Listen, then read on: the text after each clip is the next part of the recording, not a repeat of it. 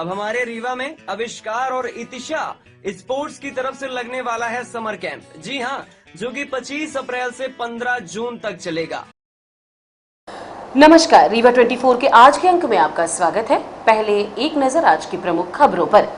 3 पतियों का पति फर्जी तरीके से ले रहा था 2-2 पेंशन। समाज सेवी ने पत्रकार वार्ता कर दी जानकारी।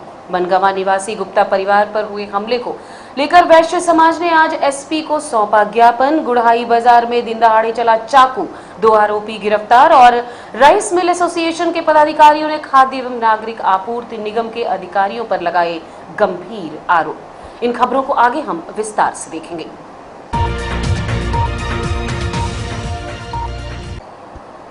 राइस मिल एसोसिएशन के पदाधिकारियों द्वारा पत्रकार वार्ता कर खाद्य एवं नागरिक आपूर्ति निगम के अधिकारियों पर लगाए गए गंभीर आरोप।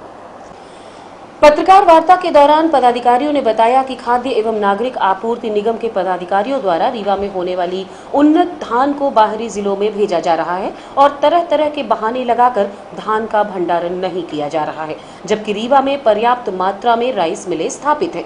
इस संबंध में विधायक राजेंद्र शुक्ल ने भी खाद्य मंत्री मध्य प्रदेश शासन भोपाल को पत्र लिखकर सूचित किया है। क्या कहना है राइस मिल के पदाधिकारियों का, सुनिए। धान और गेहूं की पैदावार बम्पर हो, उसी के तहत माननीय मुख्यमंत्री महोदय जी का जो एक सपना था कि हर जिले में नए नए उद्योग धंधे लगें, जहां जिसकी पैदावार, जिसकी उपयोगिता है, और यहाँ के क्षेत्रीय नेताओं ने भरसक प्रयास किया कि यहाँ उद्योग धंधों की स्थापना हो। उसी के तहत रीवा में एक अच्छा राइस मिल की उद्योग की एक बड़ी लंबी श्रृंखला बनी और अच्छे राइस मिल जो कि आप इंपोर्ट और एक्सपोर्ट कर सकते हैं धान, उस कैपेसिटी की राइस मिल स्थापित रीवा में है। और हम लोगों ने सरकारी धान की मिलिंग चालू की। आज जितनी मिल है रीवा में, लगभग 60% ही हमारे पास धान है, मतलब 40% वो मिल खाली ही रह जाएंगी। इतनी कैपेसिटी रीवा के ज़िले में विकसित हो गई मिलों की। इसके बावजूद रीवा जिला प्रशासन, खासतौर पे नागरिक आपूर्ति निगम के अधिकारी कर्मचारी, मतलब नागरिक आपूर्ति निगम के डीएम नान, इन सब लोगों ने एक षड्यंत्र के तहत प्रदेश के आला अधिकारियों को गलत डाटा पेश करके कि हमारे रीवा में चावल रखने की जगह नहीं है, हमारे पास बहुत ज़्यादा सरप्लस स्टॉक है और राइस मिल की संख्या नहीं है और ये हमारी मिलिंग नहीं हो पाएगी, यहाँ की धान दूसरे प्रांतों को दे दिया जाए। और वो सब कार्रवाई करने के बावजूद ये एक सामान्य कटसी में एक लेटर इन्होंने भेजा है जो पता चलता है, उसके तहत इन्होंने हमारी रीवा की धान को दूसरे प्रांतों को दे दी गई है। जबकि नियम ये होता है कि किसी भी राइस मिल को अगर एग्रीमेंट किया जाता है, उसका निरीक्षण किया जाता है और इन सब चीज़ों का वो करने के बाद ही धान की मिलिंग का प्रावधान होता है। और धान की मिलिंग का प्रावधान ये कि पहले उसी जिले में होगा, उस जिले का नहीं होगा तो उसके बगल नियरेस्ट जिले में उसी प्रदेश के मिलों में होगा, उस प्रदेश की मिलिंग की क्षमता नहीं होगी तब अन्य प्रांतों के लिए किया जाएगा। लेकिन आप समझ लीजिए, रीवा केवल प्रदेश में रीवा जिले की धान दी जा रही है। यहाँ तक कि न तो सतना जिले से पूछा गया, न शहडोल से पूछा गया, न जबलपुर से पूछा गया, और केवल उत्तर प्रदेश बिहार के मिलों से पूछ करके उनको धान दे दी जा रही है। ये समझ के परे। इससे होगा क्या कि हम जो उद्योग धंधे प्रधानमंत्री उद्यमी योजना, मुख्यमंत्री उद्यमी योजना के तहत करोड़ों रुपए लोन लेकर राइस मिल डाले हैं, उनकी अभी किस्तें हैं। हम लोग रोज पे आ जाएंगे, हमारे साथ जो काम करने वाले लेबर हैं, जो कर्मचारी हैं, वो रोड पे होंगे और साथ ही हम बैंक करप्ट हो जाएंगे। हम 2 तरफा मार खाएंगे। एक तो हमारे व्यवसाय बंद हो जाएगा, जो रोजगार दे रहे थे वो हमसे छिन जाएगा, उनको हम नहीं दे पाएंगे और हम आगे भविष्य में कोई व्यवसाय नहीं कर पाएंगे। इसकी व्यवस्था जिला प्रशासन की तरफ से हो रही है। मेरा आप सबसे आग्रह है और ख़ास तौर पे आप लोगों के माध्यम से आग्रह है कि यहाँ के जो भी जिले के प्रतिनिधि हैं, हमारे चूँकि आज का सौभाग्य है हम लोगों का कि विधानसभा में विधानसभा अध्यक्ष बैठे हुए हैं, माननीय पूर्व मंत्री जी हैं, सशक्त पावरफुल, हमेशा उन्होंने विकास की एक सहयोगात्मक रुख रहा, हमेशा उन्हीं के डायरेक्शन में एक बहुत बड़ा उद्योग धंधों की स्थापना हुई है। और साथ ही सभी विधायकों से मैं आग्रह करूंगा कि हम लोगों की ये पीड़ा समझें। आपने जो यहाँ उद्योग धंधे लगवाए हैं वो उद्योग धंधे बंद ना हो और यहाँ की धान किसी अन्य प्रांत में न जाए। रीवा की धान रीवा के मिलर ही मिलिंग करें।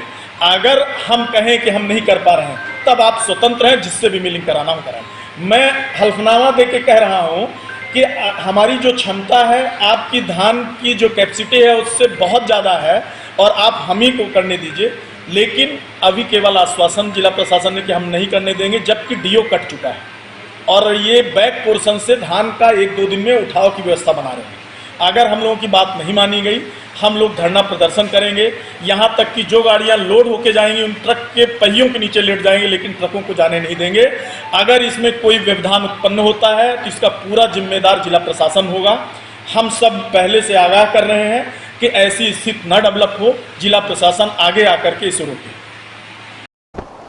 मनगावा निवासी लवकुश गुप्ता एवं उनके पुत्रों के ऊपर कातिलाना हमला करने वाला आरोपीगण न्यामुला अहमद अली खान, हाफिज अली, नियाज खान, लाले कलंदर खान, अनवर खान, खुर्शीद खान, सोनू खान, हामिद अंसारी एवं रौनक अंसारी को अविलंब गिरफ्तार कर दंडात्मक कार्यवाही किए जाने वैश्य समाज ने रैली निकालकर रीवा एसपी कार्यालय में सौंपा ज्ञापन।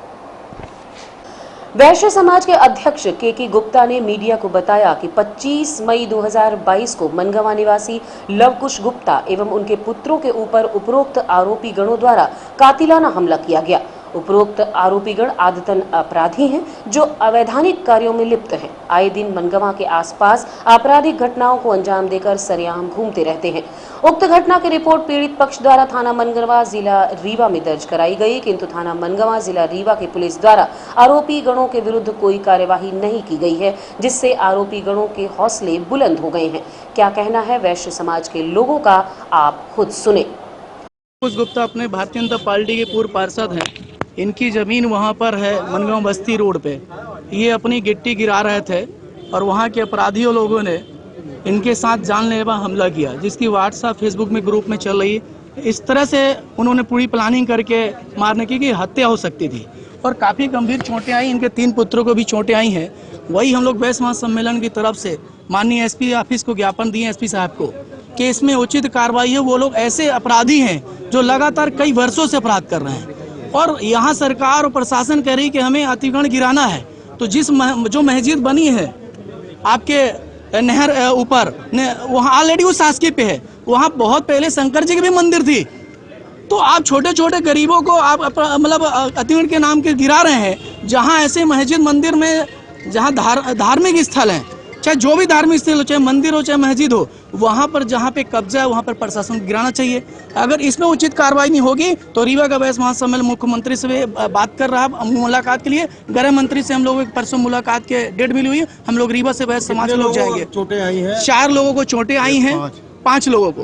एक ड्राइवर भी है साकेत, क्या नाम है साकेत जी का, बबलू साकेत को भी चोटें आई हैं। 3 लोग को आपकी चोटें आई और वो लोग फर्जी तरीके से वीरेंद्र साकेत विवाद किस चीज को लेकर के? विवाद इनकी जमीन है निजी और वहाँ पर ये अपने गिट्टी गिरवा रहे थे और उन्होंने कहा ये सरकारी जमीन है, जबकि इनकी निजी की जमीन ही पट्टा है, सीमांकन है। पटवारी तहसीलदार ने सीमांकन कर गए हैं और जबकि उनकी जमीन मेड़ में गलत तरीके से मस्जिद बनाई गई है।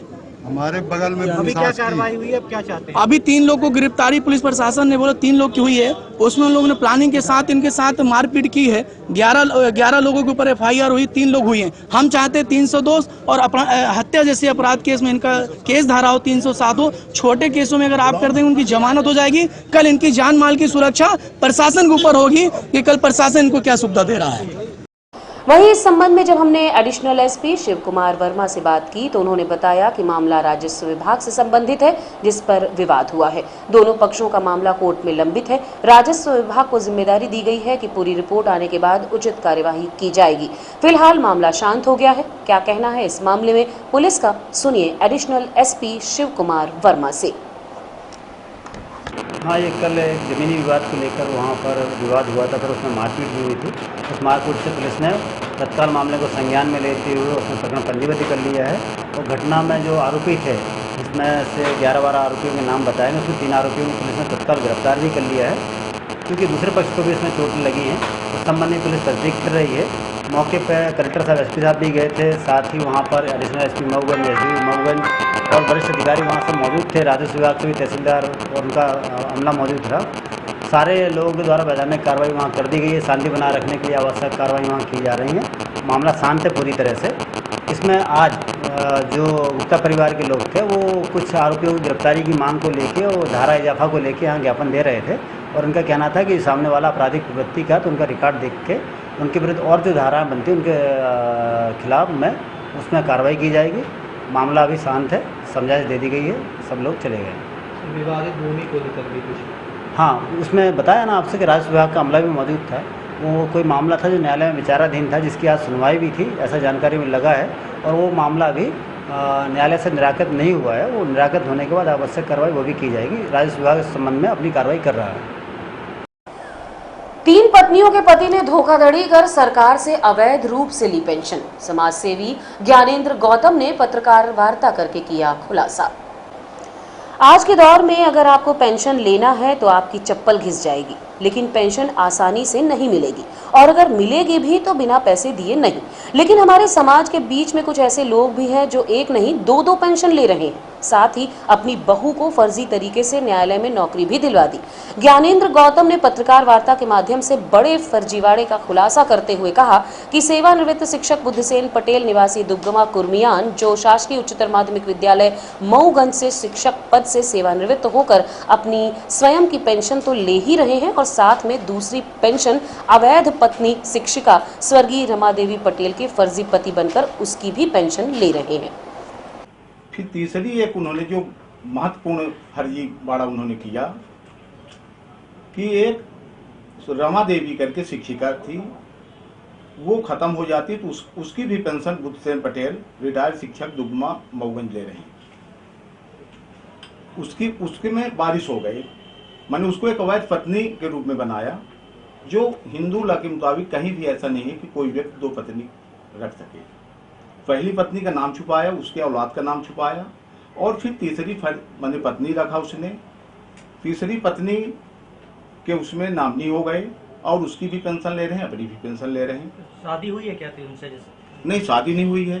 तो शादी का कहीं उल्लेख ही नहीं है। सर्विस बुक में जो भी रिकॉर्ड दस्तावेज हम एकत्र किए उसमें कहीं उन्होंने शादी का उल्लेख नहीं किया कि अनुमति हम लिए हों शादी करने की। शादी नहीं किए।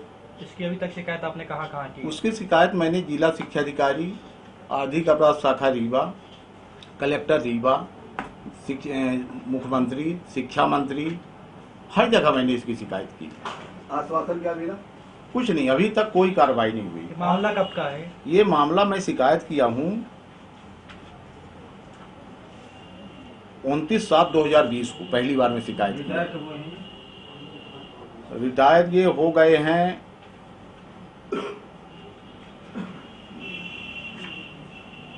रिटायर के डेट हमको नहीं पता है। आपके पास क्या दस्तावेज उपलब्ध है जिसके आधार पे आप? मेरे पास अपर कलेक्टर के दस्तावेज हैं जिन्होंने ये साबित हुआ कि इन्होंने अवैध पत्नी रमा देवी को रखा, उसकी पेंशन ले रहे हैं और उसमें अपने बहू को, इतना ही नहीं उसके करीबी को अनुकंपा नियुक्ति मिलनी चाहिए, जिसमें अपनी बहू को उन्होंने अनुकंपा नियुक्ति दिलवाया। इसमें किसी और की भी साठगांठ हो सकती है? अधिकारी अब वो अधिकारी है ही हैं। मैं 2020 से इसकी शिकायत कर रहा हूँ और मैं ये कह रहा हूँ कि अगर कार्रवाई नहीं होती अविलंब तो मैं सीएम से मिलने जा रहा हूँ, मिलूंगा और कोर्ट जाऊंगा और कोर्ट में सबको पार्टी बनाऊंगा। जितने लोगों को मैंने अपनी शिकायत पत्र दिया है। गुड़ाई बाजार में दिन दहाड़े चला चाकू, 2 आरोपी गिरफ्तार। मामले की पड़ताल में पुलिस ने बताया कि 3 आरोपी जो कि पहले से बाजार में बैठे हुए थे, उन्होंने अपने एक दोस्त को फोन लगाकर बुलाया। जब वो पहुंचा तो 3 में से एक ने उसके गले में हाथ डालते हुए मारपीट करनी शुरू कर दी। तभी दूसरे ने चाकू मार दिया। इससे पहले कि वो समझ पाते दोनों भाग गए। हालांकि पुलिस ने त्वरित कार्यवाही कर 2 आरोपियों को गिरफ्तार कर लिया है। क्या कहना है पुलिस मामले में, आपको सुनवाते हैं। ये आपस में परिचित लड़के हैं। एक लड़के ने फ़ोन लगाया कि कहाँ पर हो, दूसरे साथी को अपने, तो वो बोला मैं घर पर हूँ। उसके बाद बोले आ जाओ गुड़ाई बाज़ार पर बैठे हैं। तो वो जो लड़का था जिसको फ़ोन लगाया गया था वो अपने दोस्तों के साथ वहाँ पहुँचा गुड़ाई बाज़ार। तो ये 3 लड़के वहाँ पहले से मौजूद थे। उसमें से एक लड़के ने उसको गले में हाथ डालते हुए ले गया और थोड़ी दूर पे जाके उसके साथ मारपीट करना शुरू कर दी। उसी बीच दूसरा लड़का जो साथी था पहले से बैठा था, उसने जाके उसको चाकू से हमला किया। जब तक वो उसके साथ में आए दोस्त उसको बचा रहे तब तक उसको चाकू लग गया था और इसके बाद वो तीनों लड़के भाग गए। उसमें से घायल की रिपोर्ट पर से पुलिस ने प्रकरण पंजीबद्ध कर दिया तत्परता से और साथ में 2 आरोपियों को गिरफ्तार भी कर लिया पुलिस ने। अभी जो गंभीर घायल था उसकी हालत अभी ठीक है, बातचीत कर रहा है। आवश्यक कार्रवाई पुलिस कर रही है। चाकू क्यों मारे? कुछ विवाद है उनका, जो पुराने संबंध में पुलिस ने अभी तस्दीक की है। पुलिस को भी जानकारी कुछ लगी है, इस संबंध में पुलिस कार्रवाई कर रही है। बोले बुला के फोन में बुलाए, अब हम कहा जाने काहे के लिए बुलाए। चाकू मारे? जी। कौन मारा है? ये तेली, नीरज तेली। काहे का विवाद था, क्या बताया? अब ये नहीं मालूम, अब वो बताता भी नहीं है, अब हम लोग क्या मालूम उसको। बच्चा भी क्या बताया, काहे मारे? जी? बच्चा आपका क्या बताया? आप हो गई तो बोला कि बुला के हो गया, हमला कर दिए। कितने लोग थे वो लोग? 3 लोग थे। और लोगों को नाम मालूम है क्या? नहीं मालूम। आपका क्या नाम? मेरा रजनी नाम है, उसे घर में मुन्नी मुन्नी बोलती। आपके बच्चे का? बिल्कुल, बड़ा वाला विकास। पीड़ित को मिली जान से मारने की धमकी, समान थाने में नहीं लिखी गई रिपोर्ट, पीड़ित ने एसपी कार्यालय में लगाई न्याय की गुहार। एसपी कार्यालय में साधना सिंह पति श्री राजकुमार सिंह ने मीडिया से बताया कि मैं सरकारी मकान बाणसागर सामान कॉलोनी कमरा नंबर 212 में रहती हूँ। मेरे कमरे में राजेश उर्फ अवनीश सिंह, प्रकाश सिंह उर्फ टिंकू, राकेश सिंह उर्फ बिक्कू, सुजीत विश्वकर्मा उर्फ लल्लू सभी निवासी व लहान टोला पुखरी समान रीवा के रहने वाले हैं और ये सभी आरोपी 19 मार्च 2022 से लगातार शराब पीकर प्रतिदिन कभी दिन और कभी 11 बजे कभी रात 12 बजे कट्टा एवं रॉड लेकर दरवाजे में आकर आस-पास घूमकर गाली गलौज एवं जान से मारने की धमकी देते हैं, जिसकी शिकायत पीड़ित साधना सिंह ने रीवा के समान थाना एवं एसपी कार्यालय में कार्यवाही की है, लेकिन अभी तक पुलिस ने कोई भी कार्यवाही नहीं की। पीड़ित ने पुलिस से तत्काल कार्यवाही करने की मांग की है। इनका नाम राजेश सिंह बघेल है, एक का नाम प्रकाश सिंह बघेल है और एक का नाम राकेश सिंह बघेल है। रात को आते हैं ये 11:30-12 बजे, धमकी देते हैं, मारने वाले की धमकी देते हैं। हमने देखने की कोशिश भी की, बंदूक लिए रहते हैं और भी बहुत सारी गंदी गंदी गालियाँ देते हैं, अभद्रता फैलाते हैं कॉलोनी में और बोलते हैं कि अगर जो बाहर निकलोगे तो हाथ काट डालेंगे या मार डालेंगे, धमकी देते हैं। फिर इनका जब हमने समान थाना में 20 तारीख को रिपोर्ट लिखवाई थी, कुछ भी नहीं हुआ। 20 तारीख को रिपोर्ट लिखवाई, तब भी 20 को भी आए रात को, 21 को भी आए रात को, 22 को भी आए रात को, लगातार आते जा रहे हैं। FIR की है कि शिकायत दी है? FIR किया है हमने, फिर भी कोई भी उनके पुलिस वालों की तरफ से कुछ नहीं किया जा रहा है। लगातार आते ही जा रहे हैं रात को, ये नहीं मान रहे हैं। विवाद गाँव में विवाद हुआ था, कुछ ज़मीनी विवाद हुआ था, इनका घर बना था उससे विवाद हुआ था, तो भी ये कोई कार्रवाई नहीं हुई। घर में आके गाली देते हैं, इनको घर में बाणसागर में आते हैं, बाणसागर में हमारा घर है, वहीं आते हैं, गाली गलौज करते हैं और मारने की धमकी देते हैं, बंदूक दिखाते हैं। 3 लोग रहते हैं, तीनों भाई, और एक उनका ड्राइवर है, लल्लू नाम है उनका, एक वो भी आता है। अभी क्या चाहते हैं यहाँ एसपी कार्यालय? हमने कल भी आया था यहाँ पे, तो एसपी जी से मिला था, रिपोर्ट लिखवाई, उनके साथ FIR करवाई थी, फिर भी अगले दिन आए हैं, कल ही आए हैं, कल शाम टाइम आए हैं। ये पुलिस वालों के सामने भी गाली दिए हैं, पुलिस वालों के सामने भी हम लोग की मारने की कोशिश है, बोलने की मार देंगे, धमकी दे रहे थे और बंदूक दिखा रहे थे और बोलते हैं कि बाहर निकलोगे तो कार से उड़ा देंगे। हम बगल से निकले तो बोले दोबारा आओगे तो हम यहाँ हाथ काट लेंगे, मार देंगे बंदूक तुम्हें। क्या नाम है? हमारा नाम दिव्यराज सिंह बघेल है, हम वहीं रहते हैं। विवाद किससे चल रहा है, पिताजी से है कि आप लोग का? विवाद पिताजी से है हमारे, जमीनी विवाद है। कब से चल रहा है ये विवाद? ये अभी पिछले महीने से चल रहा है। और अब लेंगे एक छोटा सा विराम, देखते रहिए रीवा 24 न्यूज। इंडियन ऑयल लाया CNG का धमाका, कीमत भी कम, माइलेज भी ज्यादा। CNG अब आपके शहर रीवा में उपलब्ध। CNG अपनाएं और 1.5 गुना तक की बचत पाएं। जी हाँ, अब आप अपने पुराने वाहनों में CNG किट लगवा सकते हैं। हमारे संचालित पंप हैं new Rewa RO, new bus stand के पास, Gupta auto service, railway station से 5 किलोमीटर की दूरी पर, निर्मल ऑटो सर्विस मंगवा, श्री पेट्रोलियम पड़रा, चिरहुलानाथ स्टेशन गुरु रोड रीवा। भारतीय जनता पार्टी युवा मोर्चा द्वारा संभागीय भाषण प्रतियोगिता का आयोजन किया गया, जिसमें सभी जिलों से 10 छात्र चयनित होकर आए थे। पूरे संभाग से लगभग 40 प्रतियोगियों ने भाषण प्रतियोगिता में भाग लिया। इस अवसर पर भारतीय जनता पार्टी कार्यालय में पंडित दीनदयाल एवं श्यामा प्रसाद मुखर्जी और कुशाभाऊ ठाकरे की प्रतिमा पर माल्यार्पण कर दीप प्रज्वलित कर कार्यक्रम का शुभारंभ किया गया। इस अवसर पर संभाग भर से आए युवा एवं युवतियों ने हिस्सा लिया। आयोजित कार्यक्रम के दौरान विभिन्न विषय दिए गए, जिस पर छात्रों ने अपनी बातें बढ़ चढ़कर कही। इस दौरान रीवा सांसद जनार्दन मिश्र, प्रदेश मंत्री राजेश पांडे, मऊगंज विधायक प्रदीप पटेल, जिला अध्यक्ष डॉक्टर अजय सिंह सहित भाजपा के कई नेता व कार्यकर्ता मौजूद रहे।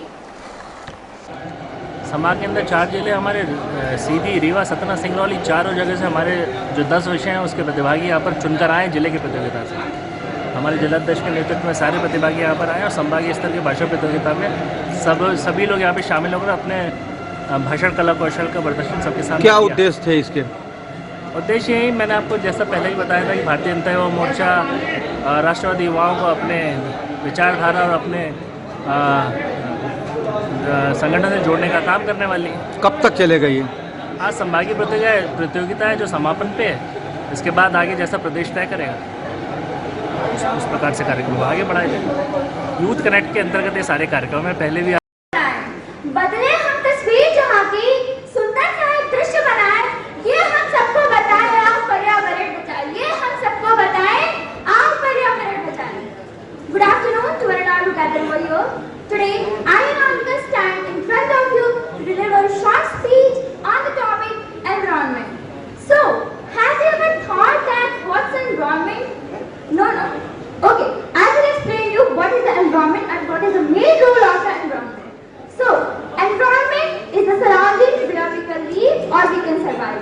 Environment comprises all the natural material like living beings, non-living beings, and etc. and whatever we are seeing around us. और आइए नजर डालते हैं शहर में हुए कुछ सांस्कृतिक कार्यक्रम की झलकियों पर।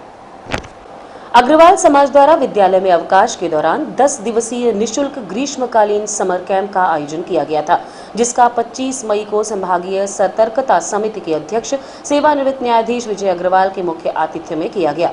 अध्यक्षता अग्रवाल समाज के अध्यक्ष सुनील अग्रवाल तथा विशिष्ट अतिथि के रूप में दैनिक भास्कर के संचालक अजय अग्रवाल, वैश्य समाज के प्रदेश उपाध्यक्ष मनीष गुप्त सहित गणमान्य नागरिक उपस्थित रहे। अग्रवाल समाज द्वारा आयोजित समर कैंप में लगभग 200 बच्चों और महिलाओं ने भाग लिया। आइए देखते हैं इस कार्यक्रम की झलकियों को। सुनील अग्रवाल जी से रिक्वेस्ट करूंगी कि हमारे डांस टीचर सुश्री नमिता पाठक जी को द्रोणाचार्य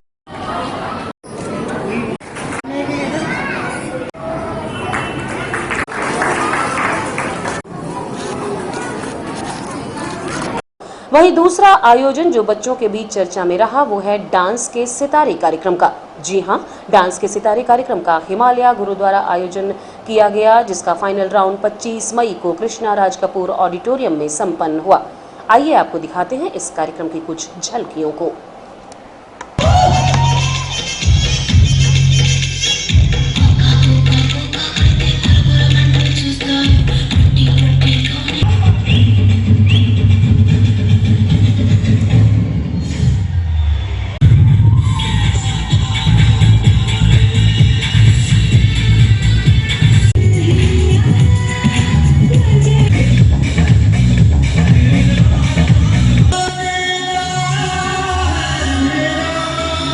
माननीय हमारे गुरदेव सिंह मंगू भैया 2 शब्द कहें इस कार्यक्रम के बारे में प्लीज। रीवा कलेक्टर के आदेश पर प्रशासन ने जेपी प्लांट का पावर प्लांट को किया सील। 254 करोड़ बिल भुगतान के लिए प्रशासन ने कई बार भेजा था नोटिस। आज जिला प्रशासन ने कलेक्टर के आदेश पर जेपी प्लांट के विद्युत पावर प्लांट को सील कर दिया है। नायब तहसीलदार यतीश शुक्ल ने बताया कि जेपी प्लांट द्वारा लगभग 254 करोड़ बिल भुगतान नहीं किया गया है और कई बार जेपी प्लांट को नोटिस देने के बावजूद भी राशि जमा नहीं की गई, जिसमें रीवा कलेक्टर मनोज पुष्प के आदेश पर आज जेपी प्लांट पहुंचकर जेपी प्लांट के विद्युत प्लांट को सील कर दिया है। वहीं अंदर काम कर रहे वर्करों को बाहर निकालकर घर भिजवा दिया गया। इस कार्यवाही पर तहसीलदार यतीश शुक्ल, नायब तहसीलदार ममता पटेल, विद्युत मंडल अधिकारी एवं कई प्रशासनिक आला अधिकारी की मौजूदगी देखी गई। जेपी प्लांट को सील किया जा रहा है, क्या ये जेपी का थर्मल प्लांट है, जेपी रीवा प्लांट के अंतर्गत स्थित है। इनका मध्य प्रदेश शासन की इकाई है, विद्युत सुरक्षा इकाई है। उसमें इनका लगभग सितंबर 2006 से नवंबर 2011 की अवधि में विद्युत शुल्क जो था वो इनका पेंडिंग था, भुगतान जेपी प्रबंधन के द्वारा नहीं किया गया था, जो कि लगभग ब्याज सहित बढ़कर के 254 करोड़ हो गया था।